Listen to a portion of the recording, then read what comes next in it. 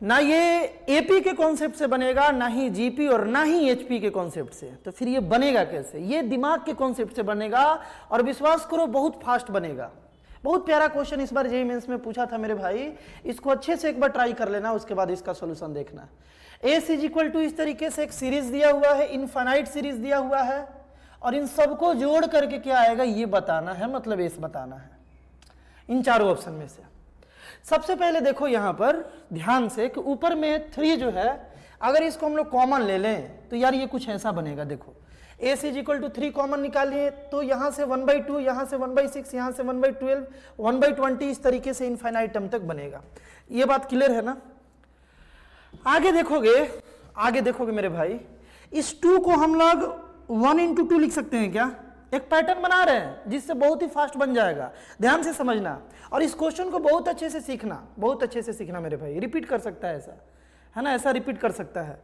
इस 2 को हम लोग 1 × 2 लिख सकते हैं, 6 को 2 × 3 लिख सकते हैं, और 12 को 3 × 4 लिख सकते हैं। एक पैटर्न बन रहा है। इसको हम लोग 4 × 5 लिख सकते हैं, 20 को। देखो ऐसा पैटर्न बनेगा। ध्यान से देखो, एस इज इक्वल टू 3 तो ठीक है, इस 2 को हम इसी 2 को मेरे भाई हम लोग यहाँ पर क्या लिख लिए, 1 × 2 लिख लिए, 6 को ऐसे, 12 को 3 × 4, 20 को 4 × 5, इसी टाइप से एक पैटर्न बनेगा, इनफाइनाइट टर्म तक बनेगा। अब तुम यहाँ पर ध्यान से देखो, अगर डिनोमिनेटर को हम लोग एक के गैपिंग वाले प्रोडक्ट में लिख पा रहे हैं, देखो 2 × 3 एक का गैप है, 3 × 4 एक का गैप है, और ऊपर में भी 1 ही है, जितना का गैप उतना ही ऊपर है, तो यार इसको एक बहुत ही प्यारा सा टाइप में लिख करके कटा देंगे और क्वेश्चन को सॉल्व कर लेंगे। ध्यान से सुनना, एस इज इक्वल टू 3 × देखो इसको क्या लिख सकते हैं मेरे भाई, 1 - 1/2। इस पूरे को बनाओगे तो वापस से यही आएगा, तो इसके बदले पर यही लिख सकते हैं। और ऊपर से देखो 1/2 - 1/3, इसको लिख सकते हैं मेरे भाई, इसको हम ऐसे लिख सकते हैं।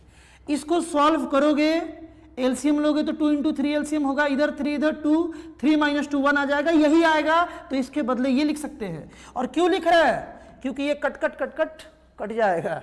आगे देखो यहाँ पर 1/3 - 1/4 + 1/4 - 1/5। मेन मुद्दा वाला बात यहाँ ये है जो ध्यान देना है तुम्हें, कि ये 1/something का पैटर्न बन रहा है।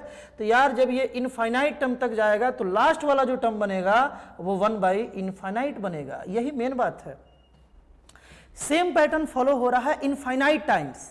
तो जो लास्ट वाला जो नंबर होगा, सबसे लास्ट वाला, वो कैसा होगा? इन्फिनिटी बार है ना, तो 1/something 1/something 1/something 1/something 1/∞ तक जाएगा।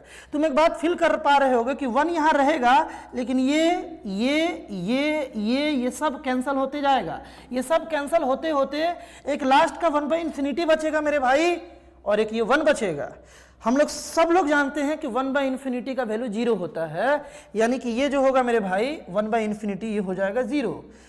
यानी कि फाइनल आंसर जो आया वो 3 × 1 - 0, यानी कि 3 × 1, यानी कि 3 अपना फाइनल आंसर आ गया। ऑप्शन नंबर सी जो था इसका राइट आंसर था।